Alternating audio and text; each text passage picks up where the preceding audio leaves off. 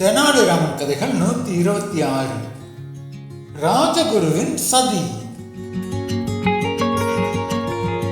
விஜயநகர பேரரசை ஆண்ட கிருஷ்ணதேவராயரின் அரசவையில் தெனாலிராமனுக்கு இருந்த செல்வாக்கை கண்டு ராஜகுருவும் சில அமைச்சர்களும் கடும் பொறாமை கொண்டனர்.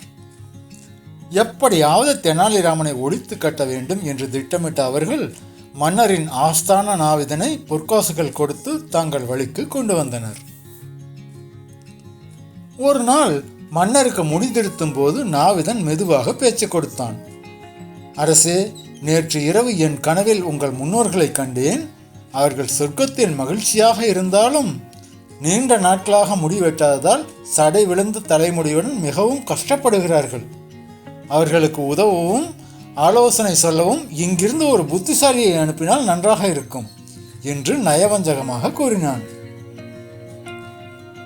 தந்தை பாசம் மிக்க மன்னரும் இதை நம்பி உண்மைதான், ஆனால் யாரை அனுப்பலாம் என்று கேட்க அங்கிருந்த ராஜகுரு உடனே முந்திக்கொண்டு, புத்திசாலியான தெனாலிராமன் தான் இதற்கு சரியான ஆள், அவனால் தான் சொர்க்கத்திற்கு சென்று திரும்ப முடியும் என்று கூறினார். மன்னரும் தெனாலிராமனை அழைத்து, நீ உடனே சொர்க்கத்திற்கு சென்று என் முன்னோர்களுக்கு முடிதிருத்தி விட்டு வா என்று கட்டளையிட்டார். விபரீதத்தை புரிந்து கொண்ட தெனாலிராமன் சற்றும் பதறாமல் ஒப்புக்கொண்டான். அரசே, மிக்க மகிழ்ச்சி. ஆனால் என் உடலை உயிருடன் ஒரு குழியில் புதைத்துத்தான் சொர்க்கத்திற்கு அனுப்ப வேண்டும். அந்த குழியை என் வீட்டிற்கு அருகிலேயே தோண்ட வேண்டும் என்று ஒரு வேண்டுகோள் விடுத்தான். சதிகாரர்களும் ஒப்புக்கொண்டனர். குறித்த நாளில் பெரிய விழா எடுத்து தெனாலிராமன் உயிருடன் புதைக்கப்பட்டான். எதிரிகள் மகிழ்ச்சியில் திளைத்தனர். ஆனால் தெனாலிராமன் மகா புத்திசாலி. அவன் முன்பே அந்த குழியிலிருந்து தன் வீட்டிற்கு செல்லுமாறு பூமிக்கடியில் ஒரு சுரங்கப்பாதையை ரகசியமாக வெட்டி வைத்திருந்தான். அதன் வழியாக தப்பித்து வீட்டிற்குள் சென்று வெளியே தலைகாட்டாமல் மறைந்து வாழ்ந்தான். சில மாதங்களுக்கு பிறகு நீண்ட தாடி, மீசை மற்றும் தலைமுடியுடன் ஒரு சாமியாரை போல சபைக்கு வந்து நின்றான் தெனாலிராமன். மன்னர் அதிர்ச்சியுடன், தெனாலிராமா, சொர்க்கத்திலிருந்து எப்போது திரும்பினாய்?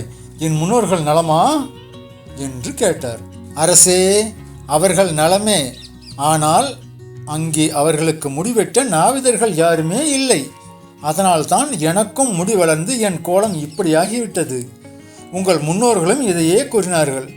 எங்களுக்கு சேவை செய்ய பூலோகத்திலிருந்து உடனே அந்த ராஜகுருவையும் நாவிதரையும் சொர்க்கத்திற்கு அனுப்பி வை என்று கட்டளையிட்டார்கள் என்று பணிவாக சொன்னான். மன்னருக்கு இப்போதுதான் உரைத்தது. தான் ஏமாற்றப்பட்டதை உணர்ந்தார். அடுத்தவர்களுக்கு தோண்டிய குழியில் அவர்களே விழுந்ததை எண்ணி சிரித்த மன்னர் சதி செய்த ராஜகுருவையும் நாவிதரையும் சிறையில் அடைத்தார். தன் புத்திசாலித்தனத்தால் மீண்டும் வென்றான் தெனாலிராமன். நீதி. தீதும் நன்றும் பிறர் தரவாரா? அடுத்தவர்களுக்கு நாம் கொடுப்பதுதான் நமக்கே திரும்பி வரும். அதாவது இந்த சேனலுக்கு நீங்கள் சப்ஸ்கிரிப்ஷன் அப்படின்னு ஒன்று கொடுத்தீங்கன்னா அது நல்ல கதையாக உங்களுக்கே திரும்ப வரும். அதனால் சப்ஸ்கிரைப் பண்ணுங்கள், லைக் பண்ணுங்கள், கமெண்ட் பண்ணுங்கள். தேங்க்யூ.